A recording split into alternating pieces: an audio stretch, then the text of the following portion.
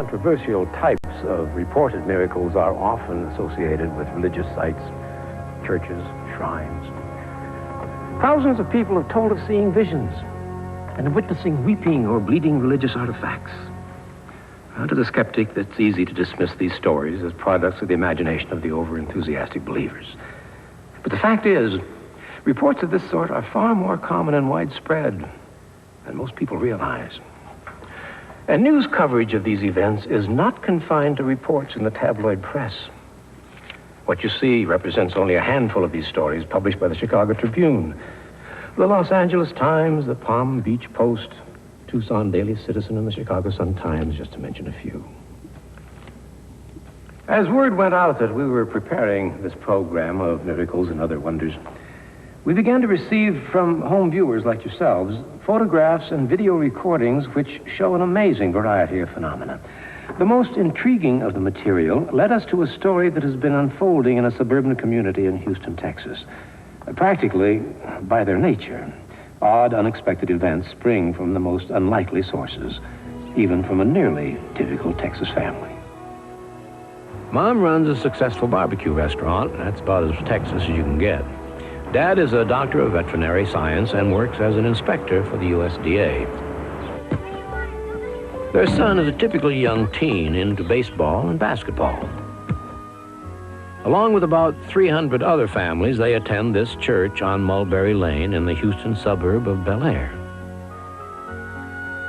They are the Ayub family, husband and wife, Farwat, the veterinary doctor, and Nahed, the barbecue entrepreneur, who immigrated to this country from Egypt 15 years ago, and 13-year-old Isaac, their ball-playing, pizza-loving, American-born son. But more than their heritage distinguishes the Ayub family, two events in recent years have rocked their lives. In 1989, a series of tests at Texas Children's Hospital in Houston revealed that Isaac had contracted a life-threatening illness, acute lymphoblastic leukemia. Under the supervision of his primary care physician, Dr. Atef Rizkallah, Isaac began chemotherapy treatments.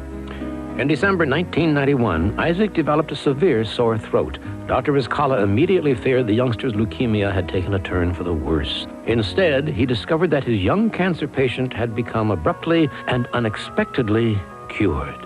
The biopsy was negative. The leukemia has completely subsided, and he was leukemia-free at the time. What had changed? What was different now that had brought about the sudden and apparent cure? Family, friends, and hundreds of strangers who have visited this quiet suburb believe it is this: a commonly available portrait of Jesus Christ which hangs on the bedroom wall in the Ayub family home in Houston. What's so unusual? On November 11th, 1991, this portrait, a gift from a family friend, began to weep. Not just a drop or two. The surface of the picture was virtually leaking. Oily, tear-like drops covered the front. Isaac's mother recalls the events that started it all. Isaac was sick, and I left him in the bed. I went out of the room. He was laying down in my master bedroom, and suddenly he was screaming. And I just happened to look at the picture, and the eyes, they just started moving. And then the hands of the Jesus, they moved up like that, and then they went back down really fast, and I was scared, so I ran out of the room.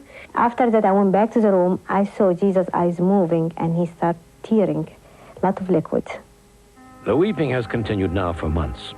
There's so much liquid oozing from the portrait, a holder containing cotton batting had to be situated below the picture to absorb all the fluid.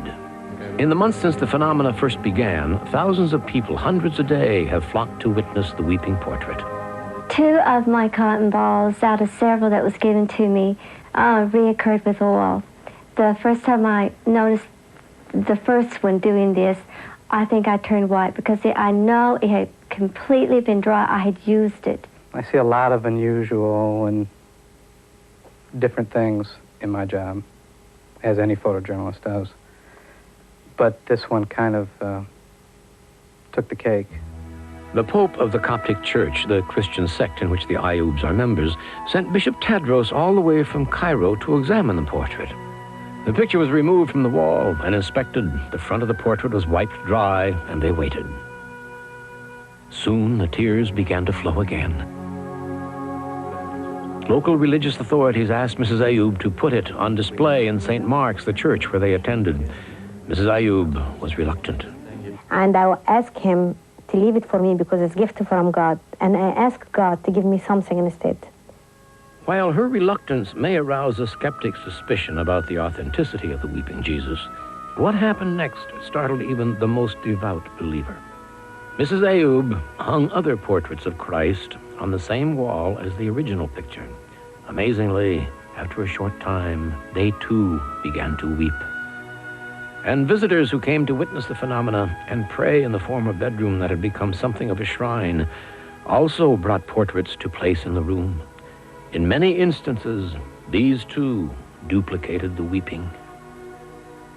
Others besides Isaac have reported miraculous healing experiences, and those witnessing these amazing events are not exclusively members of the Coptic Orthodox faith, such as Houston resident Fanny Elmore.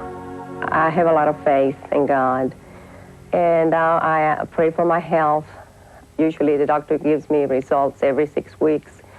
She said, I cannot explain this. Don't ask me why. And I said, what is it? She says, you're free of cancer.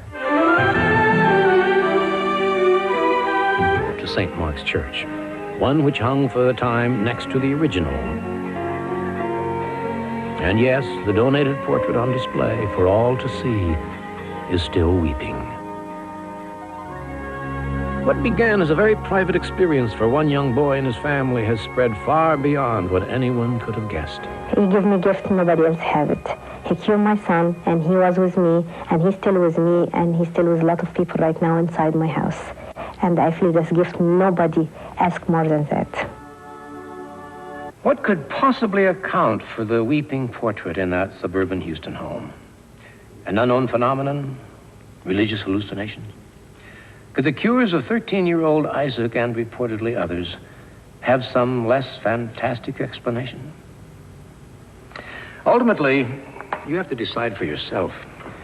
But remember, thousands of people from Texas and across the country, millions from around the world, have seen and experienced something extraordinary with their own eyes. For them, there is no question.